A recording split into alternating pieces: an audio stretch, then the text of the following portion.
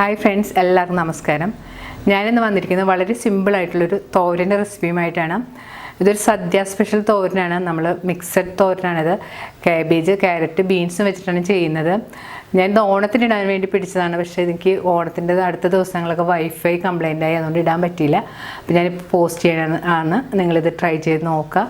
വളരെ എളുപ്പത്തിൽ ഉണ്ടാക്കാൻ പറ്റിയതാണ്. അപ്പോൾ നമുക്ക് ഈ തോരൻ ഉണ്ടാക്കാൻ തുടങ്ങാം. തോരൻ ഉണ്ടാക്കാനായിട്ട് ഞാനിവിടെ എടുത്തിരിക്കുന്നത് ഒരു 12 ബീൻസ്, ഒരു ചെറിയ കഷ്ണം കാബേജ്, ഒരു ക്യാരറ്റ്. പച്ചക്കറികൾ നന്നായിട്ട് കഴുകിയതിന് ശേഷം ഇതുപോലെ ചെറിയ കഷ്ണങ്ങളായിട്ട് മുറിച്ചെടുക്കണം.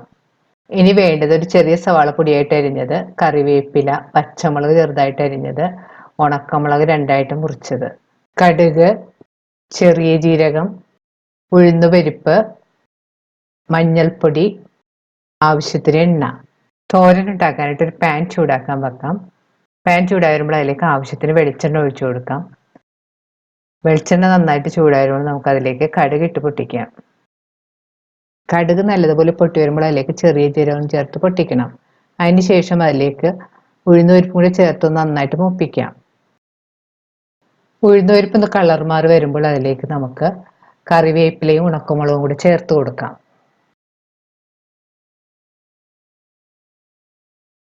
ഇവ ഒന്ന് മൂത്ത് വരുമ്പോൾ അതിലേക്ക് അരിഞ്ഞു വെച്ചിരിക്കുന്ന പച്ചമുളകും സവാളയും കൂടി ചേർത്ത് വീണ്ടും നന്നായിട്ട് വഴറ്റി കൊടുക്കണം. സവാളക്ക് പകരമായിട്ട് നമുക്ക് വേണമെങ്കിൽ ചെറിയ ഉള്ളി വേണമെങ്കിൽ ചേർക്കാം. സവാള ഒന്ന് സോഫ്റ്റ് ആയിട്ട് ചെറുതായിട്ട് കളർ മാറി തുടങ്ങുമ്പോഴത്തേക്ക് അതിലേക്ക് നമുക്ക് മഞ്ഞൾപ്പൊടിയും കൂടി ചേർത്ത് കൊടുക്കാം. മഞ്ഞൾപ്പൊടി ചേർത്ത് നന്നായിട്ട് വഴറ്റിയതിന് ശേഷം ഇതിലേക്ക് നമുക്ക് അരിഞ്ഞു വെച്ചിരിക്കുന്ന പച്ചക്കറികളും കൂടി ചേർത്ത് കൊടുക്കാം.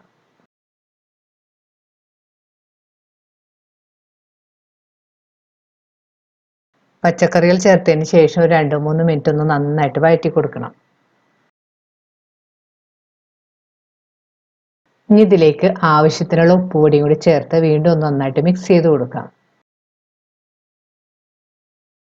ഇനി ഇതിലേക്ക് തേങ്ങാപ്പിരിയും കൂടി ചേർത്ത് നന്നായിട്ട് മിക്സ് ചെയ്ത് കൊടുക്കാം.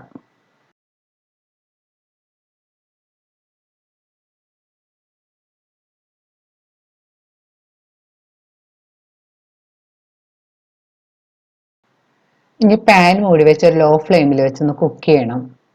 നമ്മൾ ഇതിൽ പ്രത്യേകിച്ച് വേറെ വെള്ളമൊന്നും ചേർക്കേണ്ട ആവശ്യമില്ല. ഇടയ്ക്കിടയ്ക്കൊന്ന് മൂടി മാറ്റിയിട്ട് ഒന്ന് ഇളക്കി കൊടുക്കണം.